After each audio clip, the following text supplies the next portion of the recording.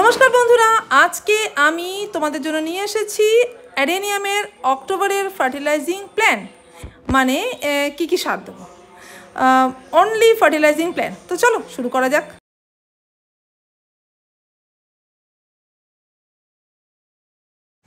বন্ধুরা, কোনো গাছের ফার্টিলাইজিং প্ল্যান তৈরি করার আগে আমাদেরকে কিছু কথা মাথায় রাখতে হবে। যেমন নাম্বার 1 হলো আমাদের লোকেশন, আমাদের তাপমাত্রা, আমাদের ওয়েদার কেমন চলছে এই সময় সেটা ভাবতে হবে। তো কারণ আমাদের গাছ কিন্তু এরপর চলে যাবে ডরমেন্সিতে, তাহলে সেটা শীতকাল আসবে। তাহলে কবে আমার এরিয়ায় সেই তাপমাত্রাটা আসবে যখন আমার অ্যাডেনিয়াম চলে যাবে ডরমেন্সিতে, সেটা কিন্তু আমিই ভালো জানি। এবং আমাকে সেটা ভাবতে হবে যে কবে যাচ্ছে, কতদিন বাকি আছে এখন তার ডরমেন্সিতে। নাম্বার 2, আমাদের এই যে এতদিন বর্ষা গেল, এই বর্ষার সময় আমার গাছের কিন্তু ফুলের টার্গেট কিন্তু আমি রাখিনি, কারণ ফুল তো ফুটেছে কিন্তু ফুলের কুড়িগুলো যেহেতু নষ্ট হয়ে যায়, আমরা কিন্তু এই সময় ফুলের কথা একদমই ভাবি না। তাই খাবার দিই না, ফুলের মতন কোনো ফিডিং করি না। আমরা কিন্তু শুধু গ্রোথের দিকেই টার্গেটটা রাখি, যেটুকু সুযোগ পাই গ্রোথের দিকেই আমরা খাবারটা দিয়ে দিই, তো গ্রোথ থাকে ব্যাস। এবার হলো নাম্বার 3, আমাদের যে এই যে মিডলে যে টাইমটা, মানে এই বর্ষা থেকে শীতের মধ্যে ডরমেন্সিতে যাওয়ার টাইমের মধ্যে আবার কিন্তু ভালো টেম্পারেচার এসছে, হিউমিডিটি কমে গেছে, তাহলে এবার কিন্তু আবার ফুল হবে। তাহলে আমি কিন্তু এখন গ্রোথের কথা একদমই ভাববো না, আমার টার্গেট কিন্তু এখন হবে ফুল আর ফুল। মানে গ্রোথের জন্য কিচ্ছু দেবো না, যে গ্রোথটা ও নিয়ে রেখে এসেছে না, মানে এতদিন ধরে যে খাবার দিয়েছি, যথাযথ যে ওয়েদারটা পেয়েছে বর্ষা, তখন কিন্তু ও নিয়েছে, আর আমাদের চাই না। বাস নর্মালি আমরা হেলথটাকে বুস্ট করব। এবার বলো তোমাদের কি করতে হবে, কারণ তোমার ফিডিং প্ল্যান কিন্তু একদম আলাদা, আমার ফিডিং প্ল্যান কিন্তু আলাদা হতেই পারে, কারণ তাপমাত্রা কিন্তু আলাদা। পুরো বাংলায় কিন্তু আমাদের এক তাপমাত্রা চলে না, মানে আমাদের ফুল ওয়েস্ট বেঙ্গল কিন্তু এক নয়, কারণ উত্তরে ওয়েস্ট বেঙ্গলের উত্তর ভাগে কিন্তু তাড়াতাড়ি ডরমেন্সি চলে আসবে। তো চলো আমি তোমাদের সবার জন্য 2 রকমের ফিডিং প্ল্যান তৈরি করে দিচ্ছি। আমাদের অ্যাডেনিয়াম 20 ডিগ্রি সেন্টিগ্রেডের নিচে তাপমাত্রাতে ডরমেন্সি স্টার্ট করে ফেলে, মানে পার্শিয়াল ডরমেন্সিতে চলে যায়। যখন দেখবে 20 ডিগ্রির নিচে, তখনই বুঝে যাবে যে আমাদের কিন্তু ডরমেন্সি পিরিয়ড স্টার্ট হয়ে গেল। তো তখনই তোমাকে বুঝতে হবে যে সময়টা কোনটা, ঠিক আছে। এবার হচ্ছে আরও ধরো নেমে গেল 15 ডিগ্রির নিচে, তখন পাতা হলুদ হয়ে যাবে, কুড়ি আর আসবে না, মানে বুঝলে যে এবার গাছ কিন্তু ঘুমোতে চলেছে। এরপরে যখন দেখবে 10 ডিগ্রির নিচে নেমে গেছে, তখন কিন্তু গাছ সিরিয়াসলি ঘুমিয়ে গেছে, আর কিন্তু কিচ্ছু করবে না, টোটাল ডরমেন্সি পিরিয়ড। তাহলে চলো এবার আমি তোমাদের এরিয়া 1 বন্ধুদের জন্য খাবারের প্ল্যান বলছি, মানে তোমাদের যাদের তাড়াতাড়ি ঠান্ডা চলে আসে, তাহলে তাড়াতাড়ি ঠান্ডা আসে মানে উত্তরের দিকে বন্ধুদের জন্য বলছি। তা তোমরা এমন খাবার দেবে যেটা গাছেরা কিন্তু মাসখানেকের মধ্যে শেষ করে ফেলতে পারে, কারণ তোমাদের হয়তো 1 মাস টাইম তো 100% আছে, তো 1 মাসের মধ্যে যেন খেয়ে নেয় খাবার, গাছটা খাবার, পুরো খাবারটা এরকম খাবার, মানে তাড়াতাড়ি, মানে ফাস্ট খেয়ে নিতে পারবে। তাহলে এরকম অর্গ্যানিক ফুড কী হতে পারে সেগুলো বলছি, তাছাড়া কিছু লিকুইড খাবারের কথাও আমি বলবো, সব রকম কথাই বলবো। তো চলো আলোচনায় যাওয়া যাক। আই মিন তোমাদের এরিয়া 1 বন্ধুদের জন্য, বন্ধুরা এবার মন দিয়ে শুনে নাও, লিস্ট করে নাও। তো তাহলে চলো এবার আমরা কি দেবো খাবার না, আমাদের দেখো এখন ভাবতে হবে ডরমেন্সির কথা, ডরমেন্সির জন্য কি খাবার লাগবে আর ফুলের জন্য, এই দুটো কথা চিন্তা করব। মানে আমাদের এখন ফসফরাস, পটাশিয়াম আর চাই কি ক্যালসিয়াম, এই 3টে কিন্তু ভালো করে চাই। যা গ্রোথ নিয়েছে ও কিন্তু ওটা যেটুকু খাবারও পেয়েছে এই বর্ষায়, যেটুকু দিতে পেরেছি সেগুলো কিন্তু ওর শরীরে আছে, তাতে কিন্তু সে এটা বজায় রাখতে পারবে। কিন্তু শুধু এখন ফুলের জন্য আর ডরমেন্সির জন্য সেটুকু খাবার আমাদের দিলেই চলবে। তো আমরা কি ধরনের দেবো দেখো, ভারী কোনো অর্গ্যানিক খাবার দেবো না বললাম, তাহলে সহজে খেয়ে নিতে পারবে এমন খাবার। তাহলে কি সেটা হলো অর্গ্যানিক রক ফসফেট, আর দিতে পারবো তোমার ফসফরাসের জন্য দিলাম অর্গ্যানিক রক ফসফেট, আর আমি দিচ্ছি ক্যালসিয়ামের জন্য কিছু দিতে হবে, কারণ ক্যালসিয়ামটা কিন্তু খুব জরুরি ডরমেন্সির জন্য।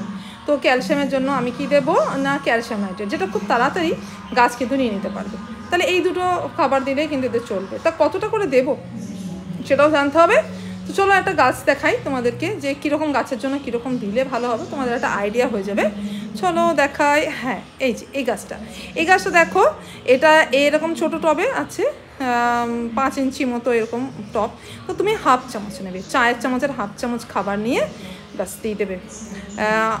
আর হাফ চামচ তোমার ক্যালসিয়াম নাইট্রেটটাও হাফ চামচ দেবে, আর রক ফসফেটটাও হাফ চামচ দেবে, ব্যাস। এবার বড় বড় আরও বড় টপ হলে তুমি বড় বড় আরও দিতে থাকবে, মানে বেশি পরিমাণ দেবে, 1 চামচ, 1.5 চামচ, 2 চামচ, তোমার যেমন গাছের সাইজ। তো আমি আশা করছি তোমাদের কাছে খুব বেশি বড় সাইজের গাছ থাকবে না। যারা বিগিনার্স, যারা পুরনো মানে অ্যাডেনিয়াম রেখেছো তাদের কাছে তো, তাদের তো অলরেডি এক্সপিরিয়েন্স হয়ে গেছে। বেশ, এছাড়া আর কি দেবে দেখো, হিউমিক অ্যাসিড। এই খাবারটা দেওয়ার আগে কিন্তু হিউমিক অ্যাসিডটা কিন্তু অবশ্যই দিয়ে দেবে, তা নাহলে খাবারটা কীভাবে নেবেও। আর সিউইড এক্সট্রাক্ট, এর কথাটাও ভেবে রাখবে, এটাও কিন্তু তোমাদের দিতে হবে মাসে 2 বার, ঠিক আছে? মাসে 2 বার এখন দিয়ে দাও, মানে অক্টোবর মাসে 2 বার কিন্তু তুমি সিউইড এক্সট্রাক্টও দেবে, আর তোমার এই হিউমিক অ্যাসিডটাও দেবে। হিউমিক অ্যাসিডটা সয়েলে প্রথমে দিয়ে তারপরে তুমি যে খাবারটা আমি বললাম, রক ফসফেট আর ক্যালসিয়ামের কথাটা, ওটা তুমি দিয়ে দেবে, বাস হয়ে গেল। আর এবার কিন্তু কিছু লিকুইড ফার্টিলাইজার দিতে হবে। এবার লিকুইড ফার্টিলাইজারের মধ্যে তাহলে তাড়াতাড়ি নিতে পারবে এরকম খাবার দিতে হবে। তো তার মধ্যে তোমার আছে সর্ষের খোল। সর্ষের খোলের লিকুইড ফার্টিলাইজার তৈরি করবে, 3 দিন ভিজিয়ে রাখবে। এই যে সলিড ফুডটা দিলে এর 3-4 দিন পরেই কিন্তু এই লিকুইড মাস্টার্ড কেক মানে তোমার সর্ষের খোলটা কিন্তু দিয়ে দিতে পারো। এরপরে আরও দিতে পারো মাঝে মাঝে। এবার কীরকম দিতে পারবে, যে সপ্তাহে 1 দিন করে তুমি রাখো এরকম লিকুইড ফার্টিলাইজার।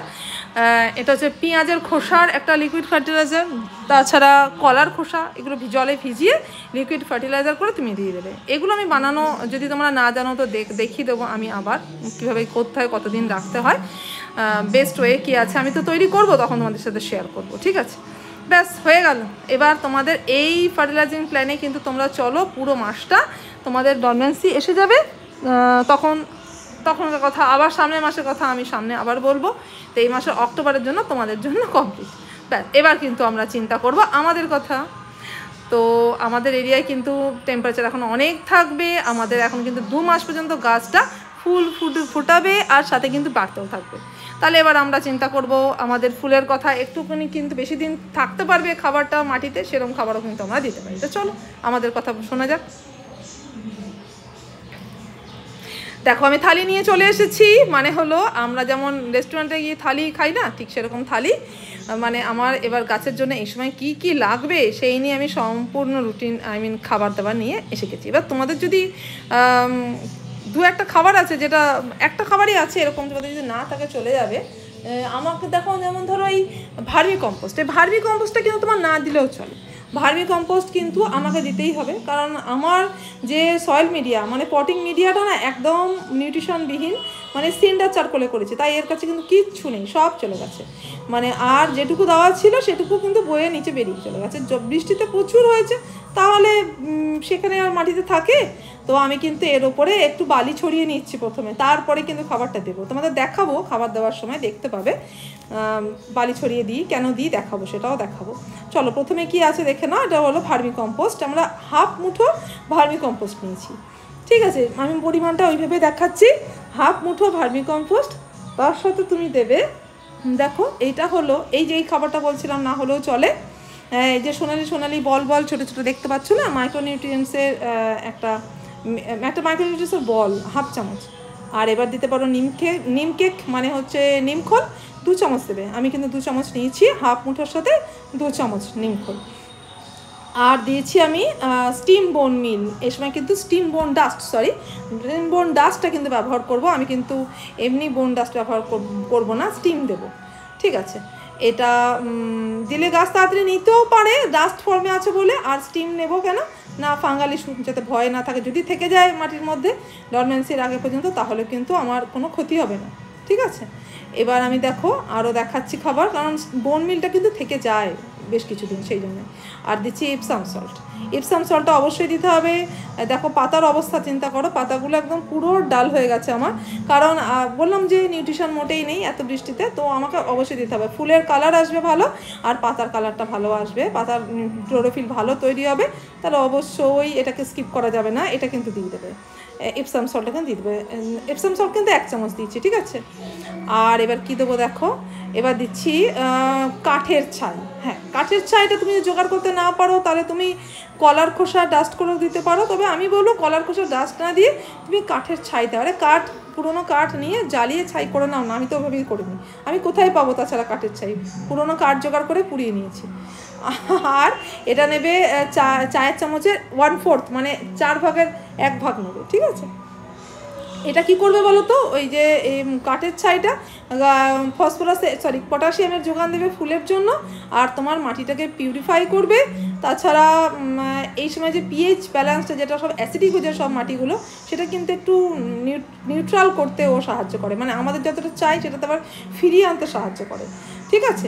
সব খাবারগুলোই কিন্তু সেই অনুযায়ী আমি চিন্তা করে দিয়েছি এই সময় দিতে কোনটা ভালো হবে। শুধু একটাই এর সাথে মেশাবো না, এখনও আছে একটা খাবার যেটা হলো তোমার সর্ষের খোল, সেটা কিন্তু এখন মেশাবো না, কারণ সর্ষের খোলটা আমি মেশাতে পারবো না, এই জন্যে এটাকে আমি লিকুইড করে দেবো। আমি বললাম আগের প্ল্যানেই বলেছি যে লিকুইড করে দেবো সর্ষের খোল, এখানেও কিন্তু আমরা ঠিক তাই দেবো, ডাস্ট করে কিন্তু দেবো না। তো সর্ষের খোলের ডাস্ট দেবো, মানে লিকুইড ফার্টিলাইজার করবো, আর বাদ বাকিগুলো সব কটাকে মিশিয়ে নেবো।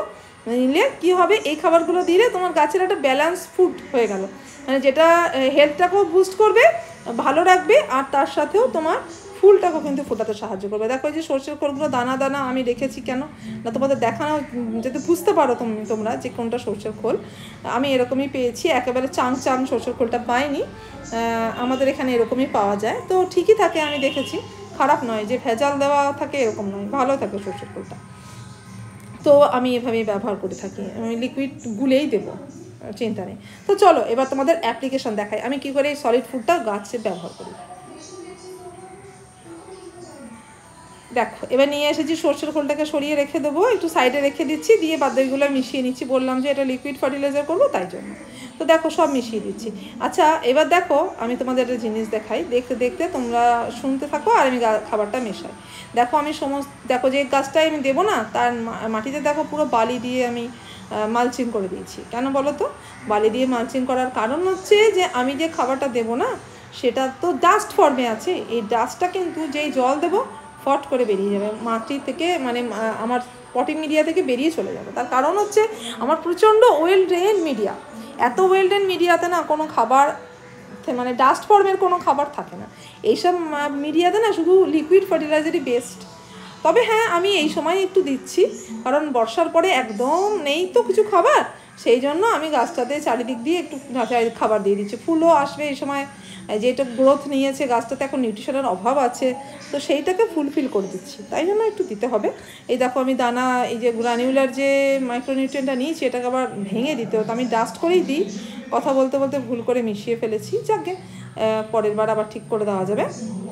তো এইভাবে ছড়িয়ে দেবো আমি সমস্ত খাবারটাকে, চারিদিক দিয়ে ছড়িয়ে দেবো। কিন্তু এখন দেখো এই যে খুঁড়ে দিতে মিশে যেত, আমি কিন্তু খুঁড়বো না, এটা মাথায় রাখবে। যদি সিন্ডার চারকোলে করছো তোমরা, তাহলে কিন্তু মেশাবে না, খুঁড়বে না মাটি একদম। তার কারণ কি বলো তো, আমি যদি এখন মাটিটা খুঁড়ি তাহলে তো খাবারটা আমার তলায় চলে যাবে, আমার লাভ কী হলো মালচিং করে, তাই না? তো বালির মালচিংটা তো করলাম এই জন্য, খুঁড়লেই কিন্তু বেরিয়ে যাবো তলায়, তো খাবারটা চলে যাবে। আমি তো শুধু আটকে রেখেছি, আর আমাদের এখন খোঁড়ার কিন্তু কোনো প্রয়োজন নেই। যদি তুমি সিন্ডার চারকোল করো তাহলে কিন্তু মাটি খোঁড়ার দরকারই পড়বে না। আমরা কেন মাটি খুঁড়ি? এয়ারেশনের জন্য, যাতে বাতাস চলাচল করে ভেতরে। তো বাতাস চলাচল তো করছেই, এত বড় বড় কণাদের মধ্যে ফাঁক আছে, মানে আমার যে সিন্ডার চারকোলের মধ্যে একটা সিন্ডার আর একটা সিন্ডারের সাথে যে ফাঁকটা আছে, সেটা কিন্তু অনেক বড় বড়, সেখান দিয়ে বাতাস মানে ইজিলি আনন্দের সাথে চলাফেরা করতে পারে, তাই জন্য আমাদের খোঁড়ার প্রয়োজন নেই। তাই আমি বলবো তো cinder charcoal best potting media অ্যাডেনিয়ামের জন্য, আমার তো খুবই পছন্দ। বাস হ্যাঁ, এটাতে নিউট্রিশন থাকে না, নিউট্রিশনের জন্য আমাদের একটু ভাবতে হয়, ঠিক আছে, বারবার করে একটু লিকুইড ফার্টিলাইজার দিতে হবে। এই বর্ষা বলে, এত বর্ষা কন্টিনিউয়াসলি হলো, দিতে পারলাম না। দেখো কোনো রকম বিপদ হবে না বর্ষাতে এরকম সিন্ডার চারকোল দিলে। সিন্ডার চারকোল মিডিয়াটা এই ক্ষেত্রে কিন্তু খুব ভালো, আমার তো বেশ পছন্দ, খুবই পছন্দের আমার একটা মিডিয়া।